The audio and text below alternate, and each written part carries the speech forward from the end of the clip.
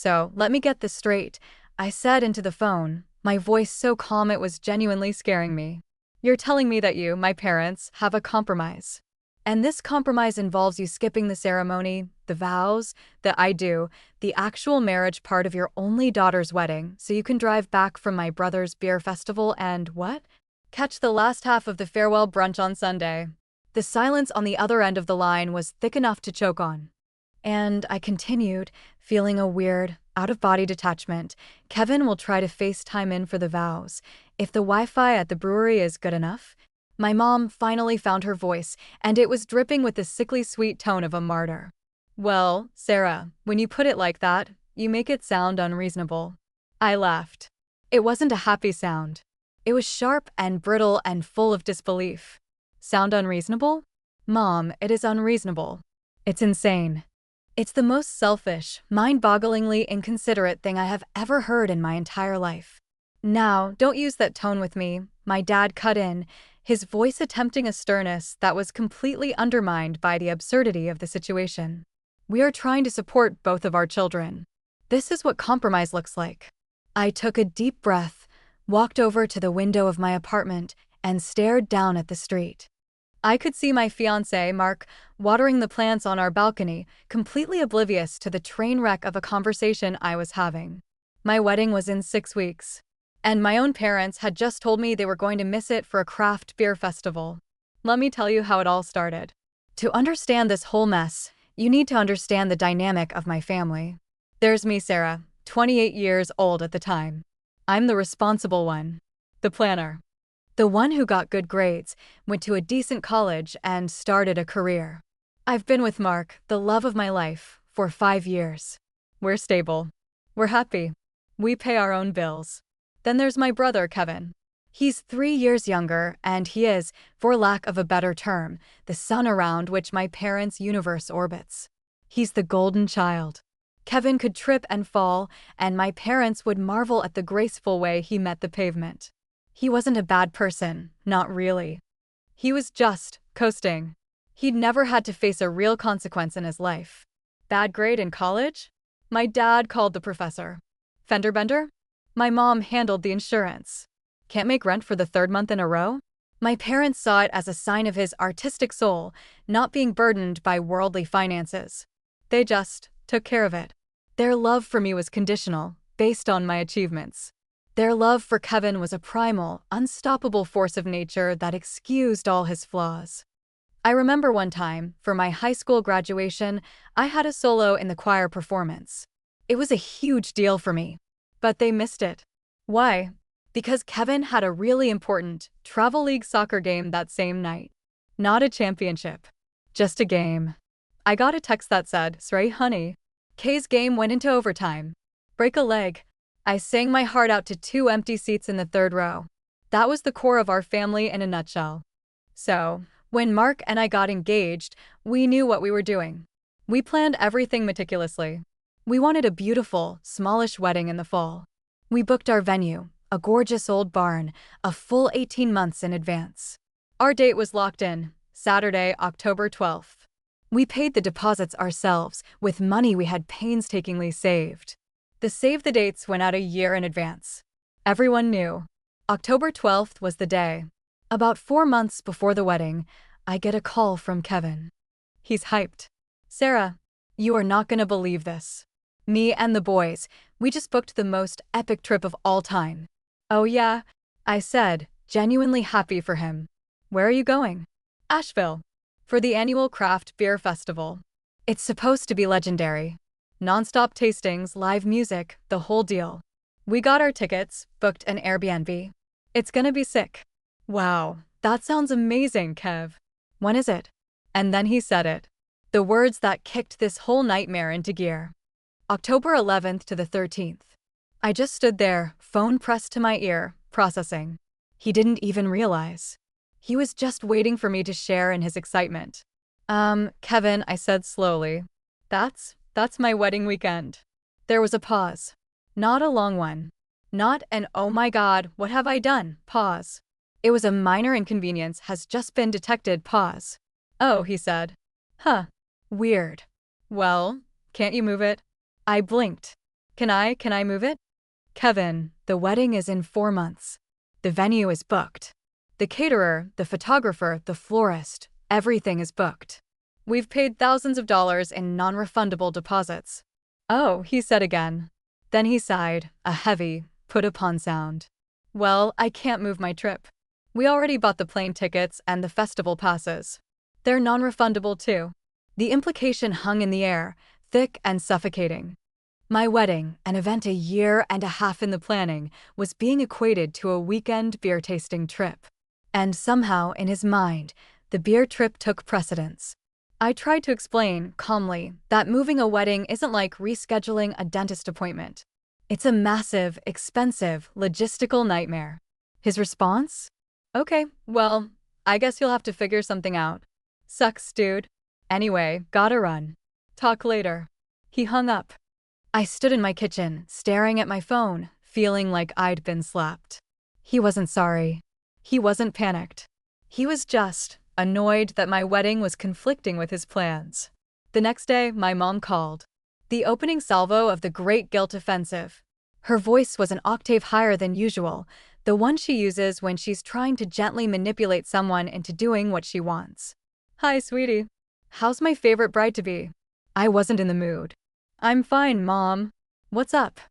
Well, I was just talking to your brother. He is just so upset about this whole scheduling mix-up. I almost choked. He was upset? He's upset? Mom, he's the one who booked a trip on my wedding weekend. Now, Sarah, be fair, she cooed. It was an honest mistake. And this trip, it's really important for him. It's a bonding experience with his friends.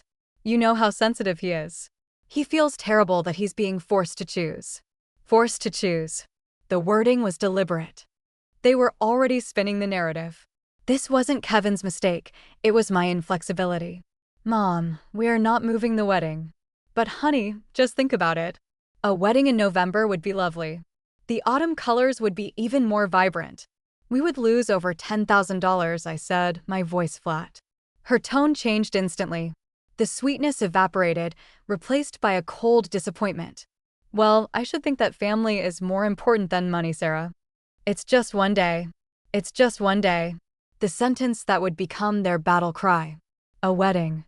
The culmination of my love story with Mark.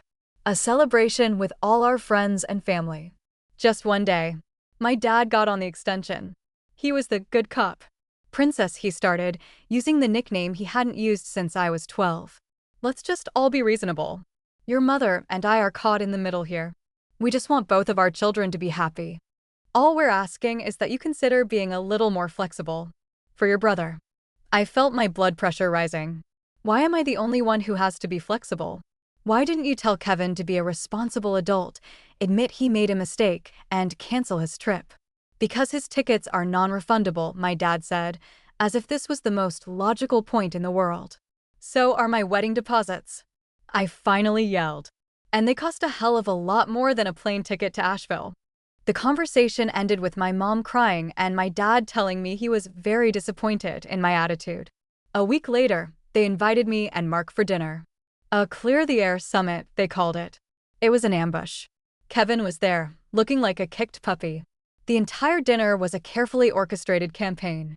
They didn't talk about the wedding at all. Instead, they talked endlessly about the beer festival. Oh, Sarah, you should see the website for this place. They have over 200 breweries participating, my mom gushed.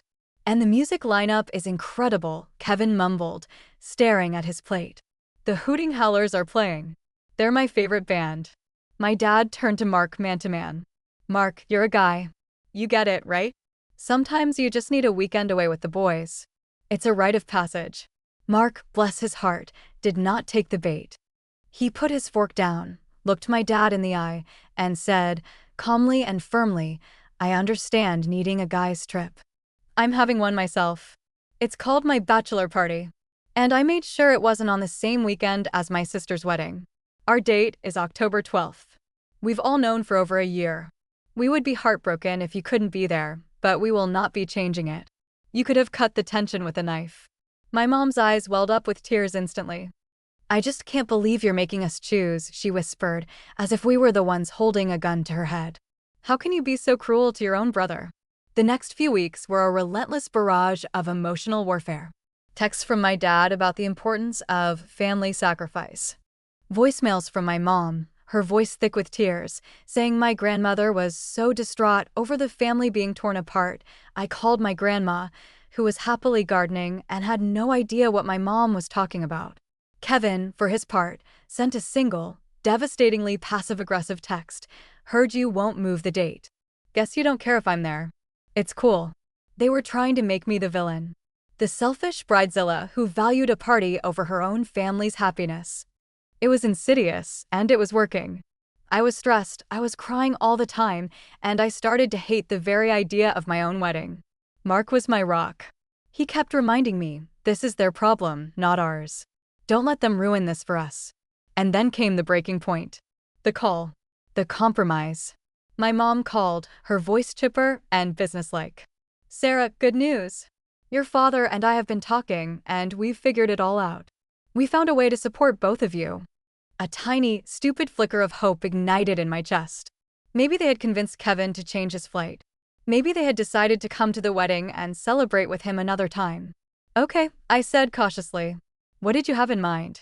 And that's when she laid it on me. The compromise. The plan that was so breathtakingly narcissistic, it deserved to be in a museum. They would go to Asheville with Kevin. They'd have fun at the beer festival on Friday and Saturday. They would miss my rehearsal dinner. They would miss me getting ready with my bridesmaids. They would miss walking me down the aisle. They would miss the ceremony. They would miss the vows, the kiss, the pronouncement of husband and wife. But they would leave Asheville bright and early on Sunday morning, drive the 6 hours back, and they would make it in time for the second half of our Tower farewell brunch. And Kevin? Kevin would try to FaceTime. I was silent. I couldn't form words. It was like my brain had short-circuited.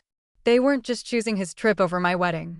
They were choosing to treat my marriage, the legal and emotional cornerstone of the entire event, as an optional activity they could skip, like a pre-dinner cocktail hour.